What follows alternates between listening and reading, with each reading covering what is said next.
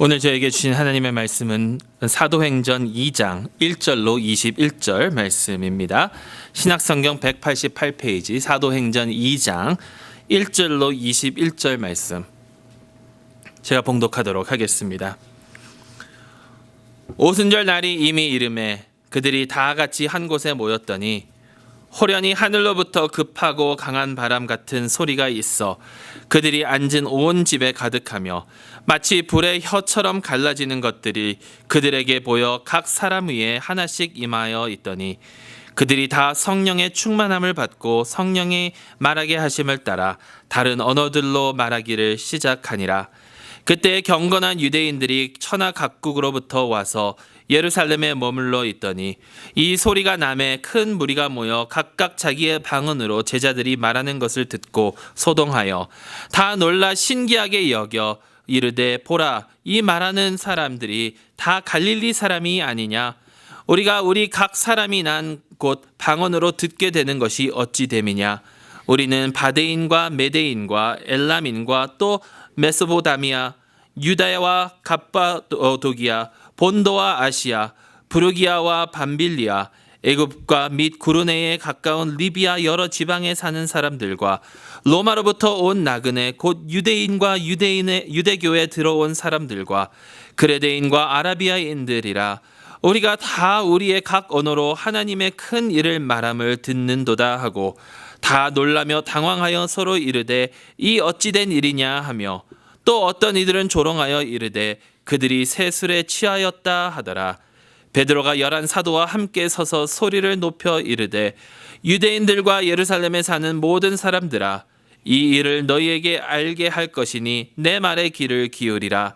때가 제3시니 너희 생각과 같이 이 사람들이 취한 것이 아니라 이는 곧 선지자 요엘을 통하여 말씀하신 것이니 일러스되 하나님이 말씀하시기를 말세에 내가 내 영을 모든 육체에 부어주리니 너희의 자녀들은 예언할 것이요 너희의 젊은이들은 환상을 보고 너희의 늙은이들은 꿈을 꾸리라.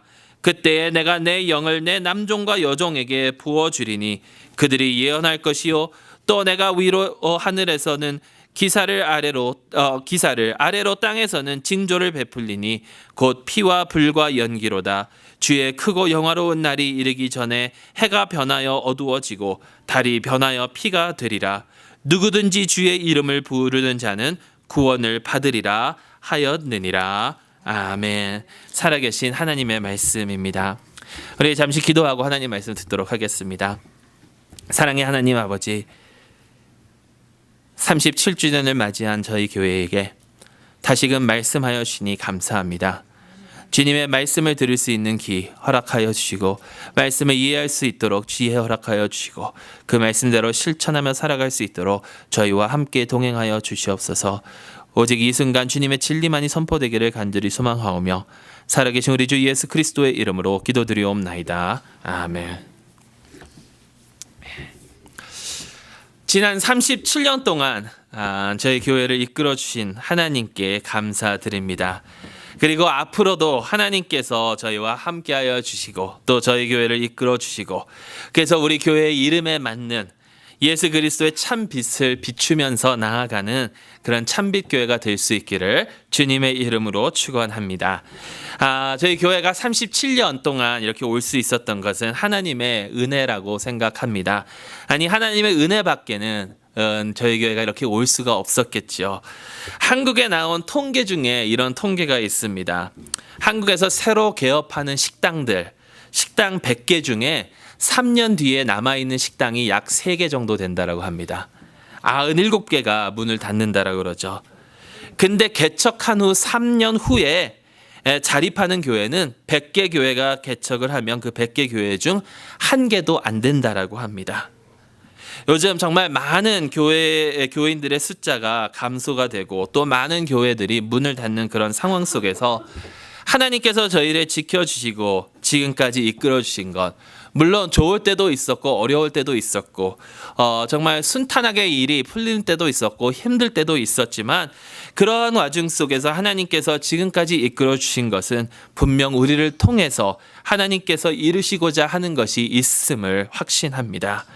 그러니 주님께서 이끄시는 곳으로 언제나 순종하면서 비록 그게 내가 원하는 방향과는 다를지라도 주님께서 원하시는 방향으로 함께, 여러분 이게 중요한데요.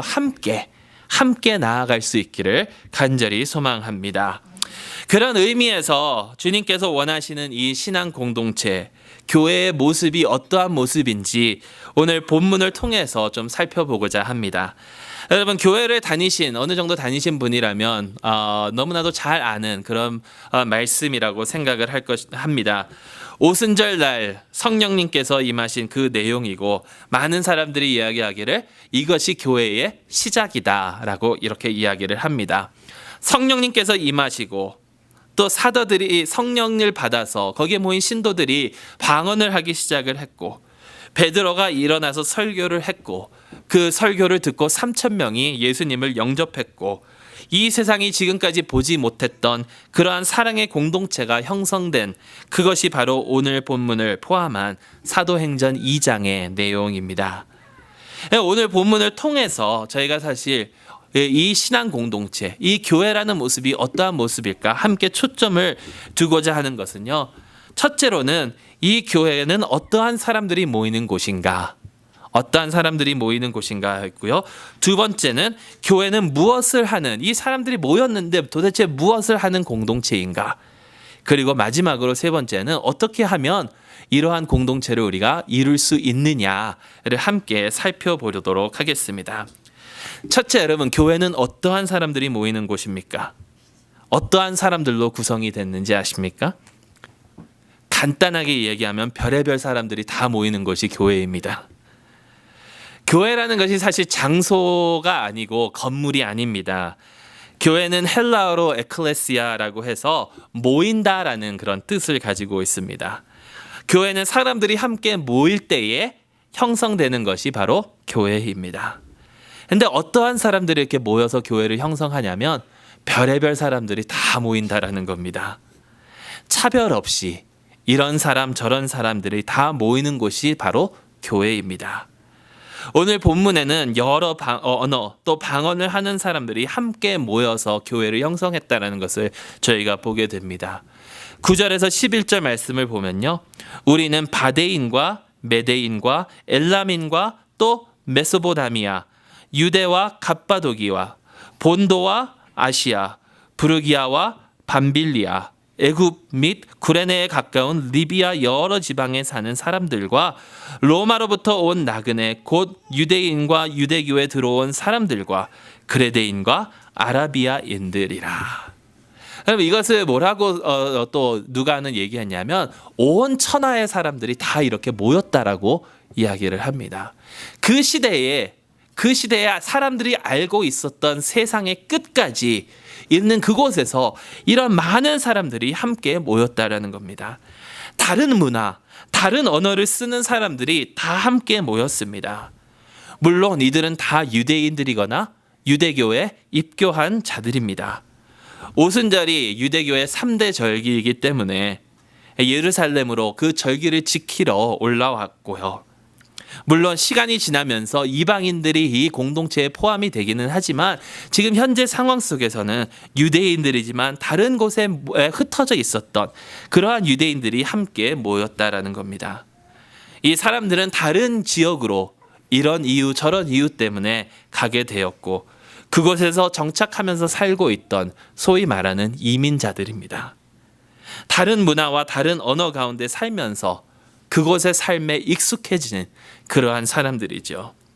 이들이 이제 주님의 놀라운 역사를 체험하면서 교회의 일원이 되었고 또 이들은 한 마음 한 뜻, 한 공동체를 이루면서 나아갔다라는 겁니다. 저는 다른 사람들이 저희 교회에 대해서 이렇게 물어볼 때 저희 교회를 이렇게 소개합니다. 저희 교회는 다민족 교회는 아니지만 다문화교회라고. 다민족은 아니지만 다문화교회입니다.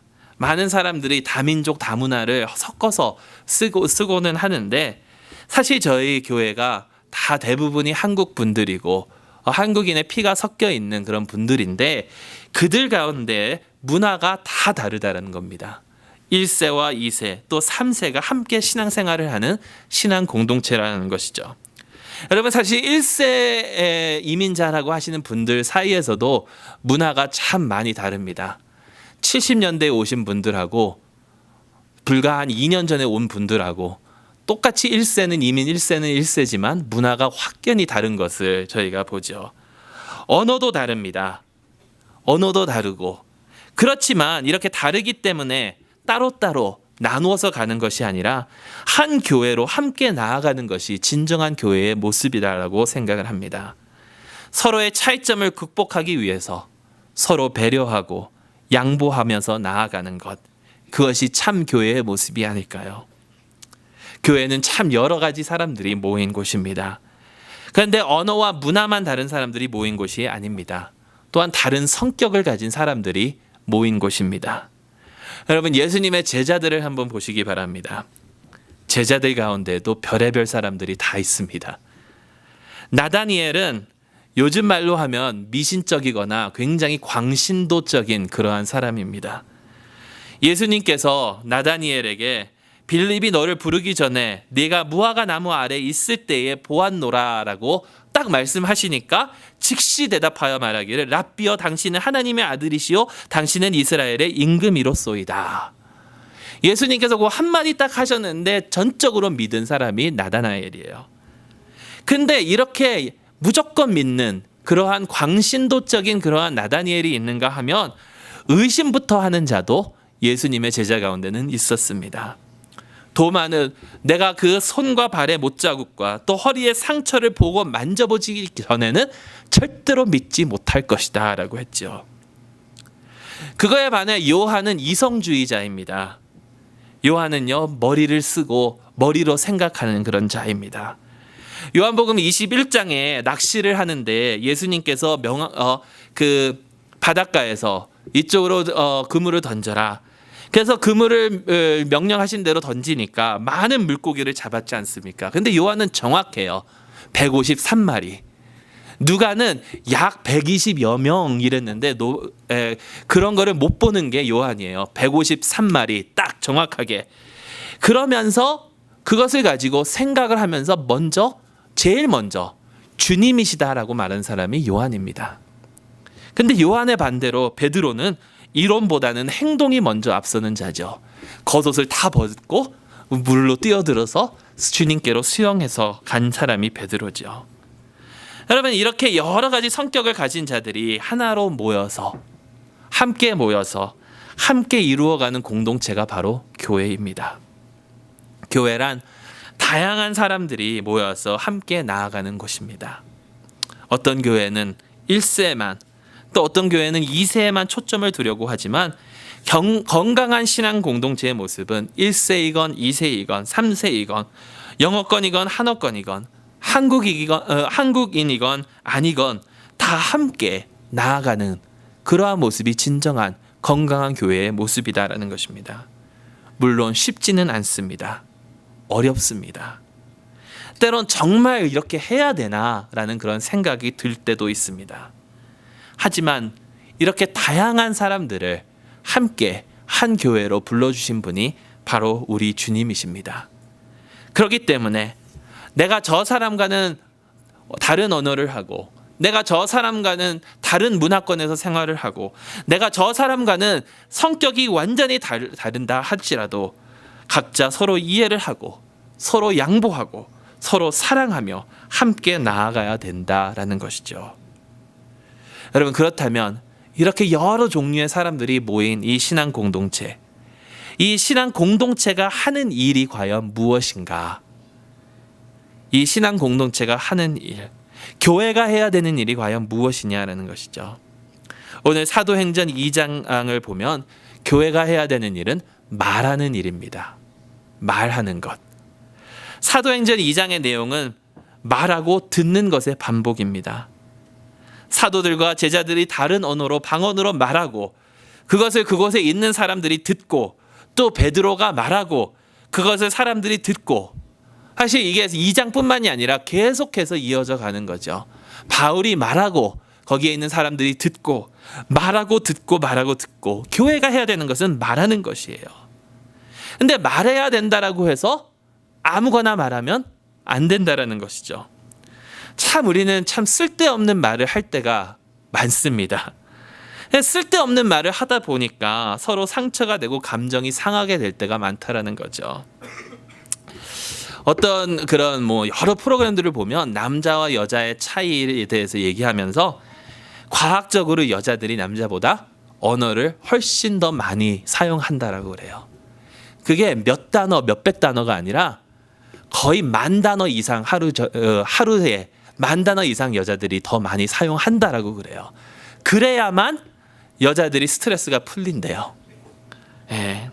남자들보다 훨씬 더 많이. 그래서 미국의 이제 70년대에 그러니까 부모님은 훨씬 더 일찍 오셨고 내시빌에서 이렇게 태어난 한국계 코미디언이 있습니다. 그분이 얘기를 하는데요. 헨리 초라는 분이 얘기를 하는데요.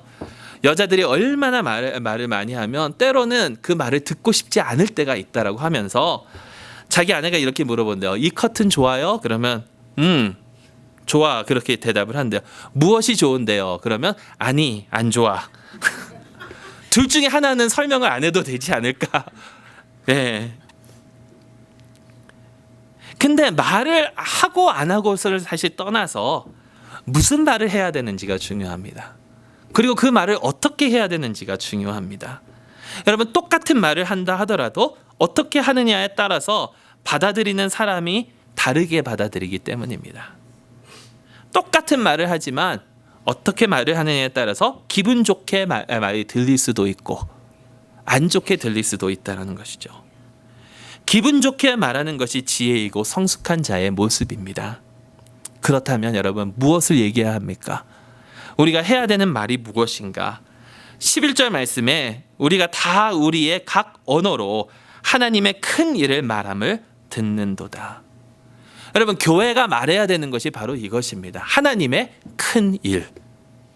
하나님의 큰 일. 여러분 하나님의 큰 일이 무엇입니까?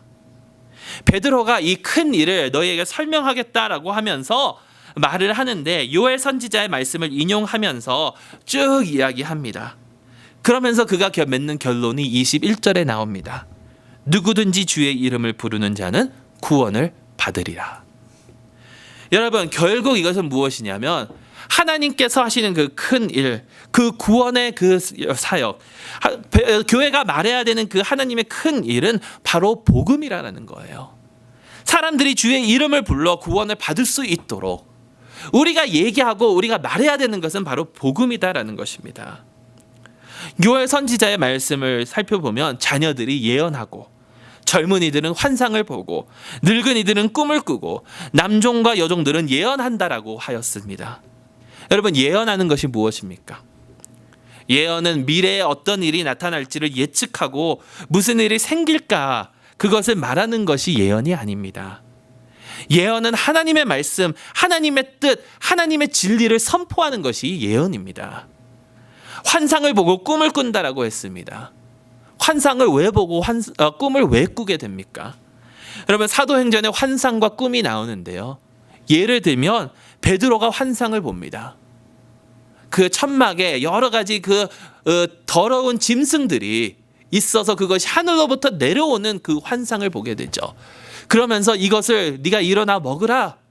아니 저는 못 먹습니다. 더러운 것을 먹지 못합니다. 하나님께서 깨끗하게 한 것을 네가 더럽다 하지 말라. 결국 이방인들에게도 복음을 전해야 된다는 것을 알려주고 있는 대목이죠. 바울이 꿈을 꿉니다.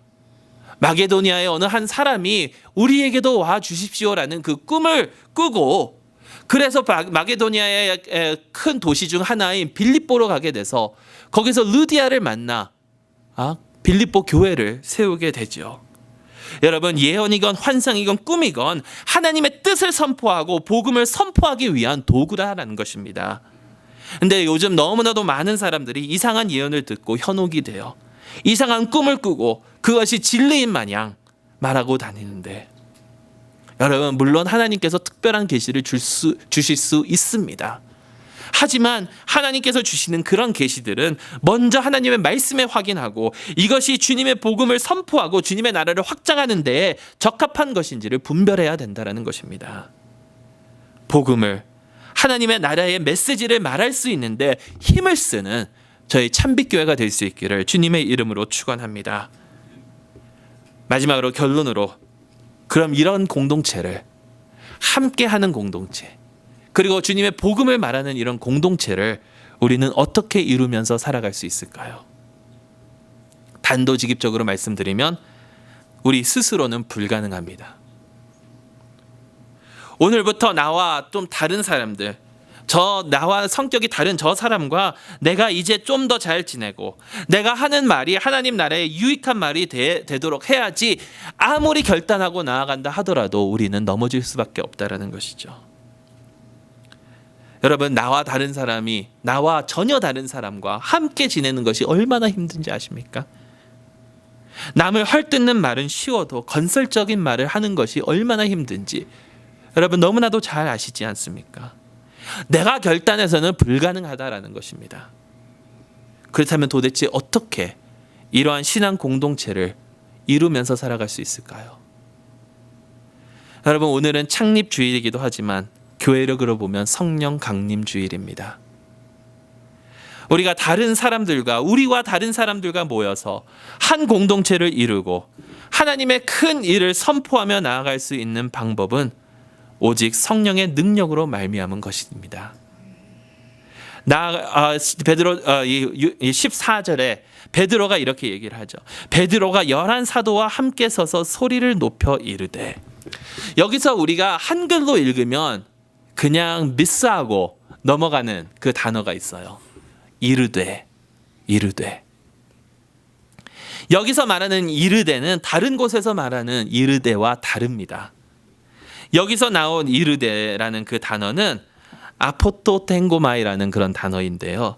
이 단어는 신약에 딱 2번 나옵니다. 바로 오늘 이 14절 말씀에 한 번 나오고요. 또 어디에 나오냐면 오늘 저희가 읽었던 본문 4절 말씀에 나온다라는 거예요. 성령이 말하게 하심.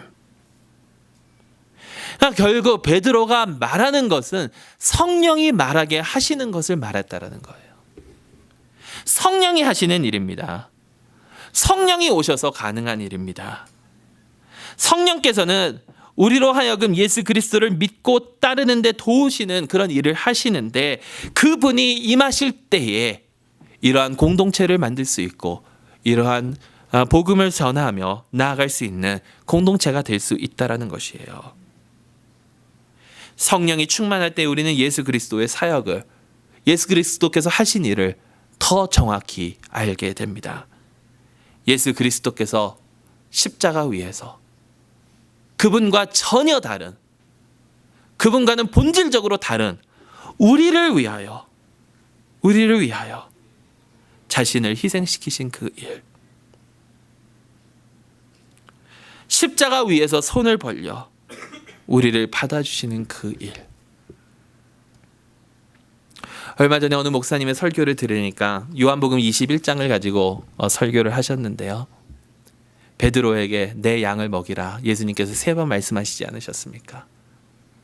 3번 말씀하시면서 맨 마지막에 하시는 말씀이, 네가 이제 나이가 들어서는 네가 원하지 않는 곳으로 사람들이 너를 이끌 것이고 네 손을 이렇게 벌리게 될 것이다. 그러면서 베드로가 어떠한 죽음으로 하나님께 영광을 돌릴지를 말씀하셨다라고 하는데, 여러분 그 목사님이 말씀하신 것이 이것이에요. 베드로가 손을 벌리면서, 사실 벌리는 자세는 누군가를 안아주기 위해서 우리가 손을 벌리지 않습니까? 이렇게 자기의 손을 벌리면서 누군가를 안아주기, 그 양을 먹이기 위해서, 예수님께서 내 양을 먹이라고 한 것처럼 양을 먹이기 위해서 그렇게 벌릴 수 있는 그 이유는 예수님께서 팔을 벌리셨기 때문이다라는 거예요. 십자가 위에서 우리를 받아주시기 위해서 손을 벌리신 주님, 이 주님의 놀라운 사랑과 희생을 우리로 하여금 알게 하시는 분이 바로 성령 하나님이십니다. 여러분, 성령 충만함을 입으시기 바랍니다. 성령님께서는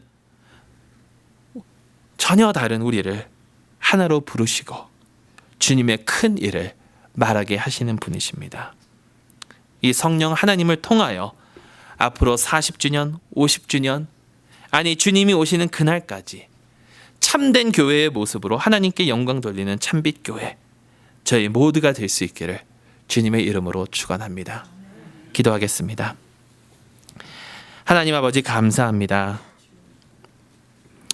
성령 강림절을 맞이하여 하나님의 그 성령으로 말미암아 우리가 어떻게 살아가야 되는지를 다시금 깨닫게 하여 주니 감사합니다. 주님, 저희를 사랑하여 주시고 저희를 지금까지 이끌어 주심을 감사드리며 앞으로도 주님 성령님으로 함께하여 주셔서 주님께서 원하시는 길, 그 길을 걸으며 주의 큰 일을 선포하며 나아갈 수 있는 저희 참빛교회, 한마음 한뜻으로 뭉친 참빛교회가 될 수 있도록 인도하여 주시옵소서. 예수 그리스도의 이름으로 기도드리옵나이다. 아멘.